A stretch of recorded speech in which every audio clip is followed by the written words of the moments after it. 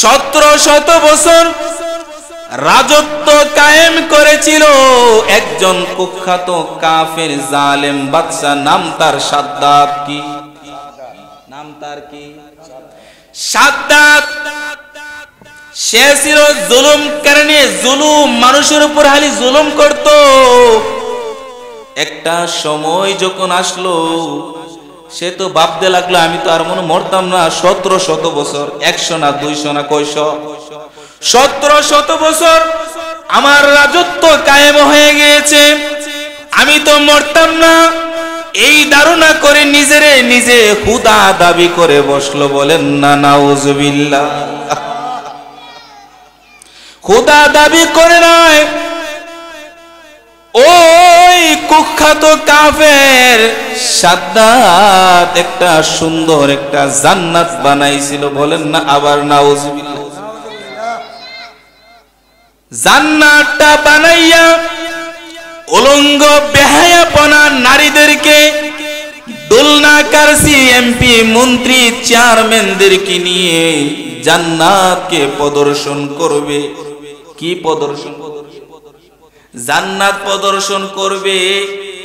এই সাদ্দাত জান্নাতের দিকে যখন আগমন করিতেছে, হাঁটি হাঁটি পায়ে পায়ে করে, দোলনা কারসি বাজতেছে, মানুষগুলা চিৎকার মারতেছে, লাল গালিচা বিছানো, প্রতিমধ্যে একটা বৃদ্ধা লোক আইসা বলে, সাদ্দাত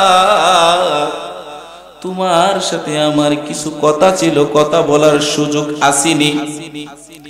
সাদ্দাত ডাক দিয়ে বলে, এরে বিদ্যা, এখন তো আমার বিশাল জান্নাত, কোটি কোটি মিলিয়ন ট্রিলিয়ন হাজার লক্ষ ডলার দিয়া এই জান্নাতটা বানাইছি, এই জান্নাতটা আমি এখন প্রদর্শন করব, এখন কথা বলার টাইম নাই। সেই সাদ্দাত জান্নাতের দিকে আগমন করিতেছে।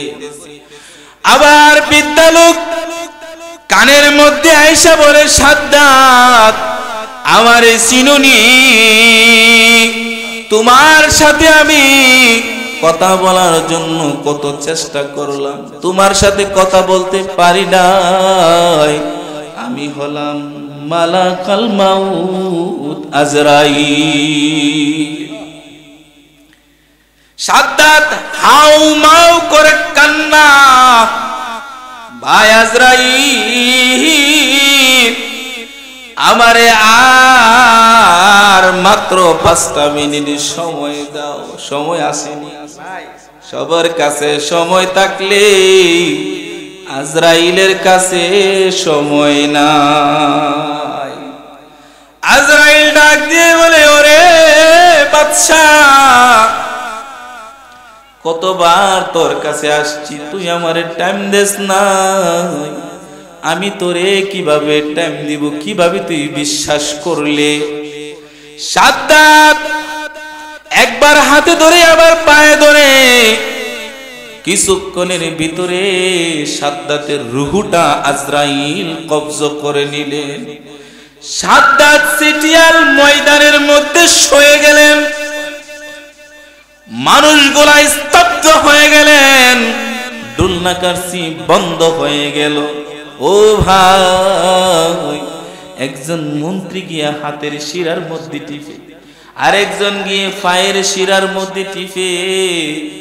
হঠাৎ করে মন্ত্রী ডাক দিয়ে বলে, গো এই দুনিয়ার জমিন থেকে কুখ্যাত কাফের জালেম সাদ্দাত বিদায় হয়েছে।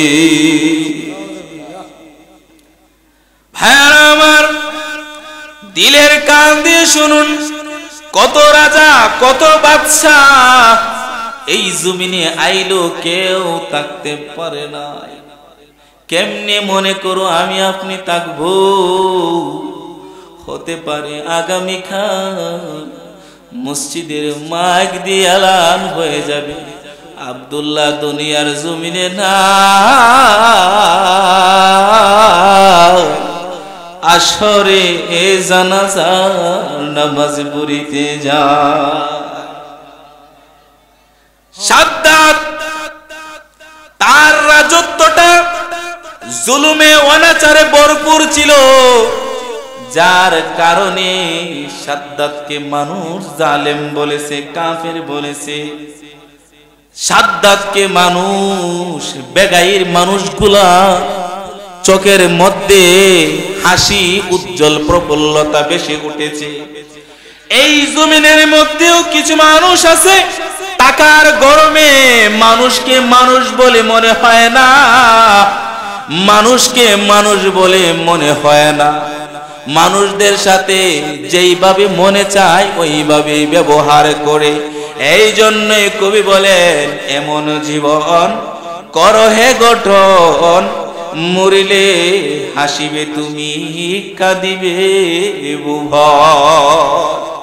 তুমি যদি আজকে এই জালালপুর মসজিদ হয়েছে, মাদ্রাসা হয়েছে, এই ইসলাহুল উম্মাহ ইসলামী সংগঠনটা হয়েছে, এটার মধ্যে কিছু পারো আর না পারো আহ্বানে সাড়া দিলা, তুমি যদি মারা যাও তাহলে মানুষগুলা হাউমাউ হাউমাউ করে কানবে, আহা এই লোকটা যে দুনিয়া থেকে চলে গেছে, এই মসজিদটা কে পরিচালনা করবে, এই সমাজটার মধ্যে কে মাতাব্বরি করবে,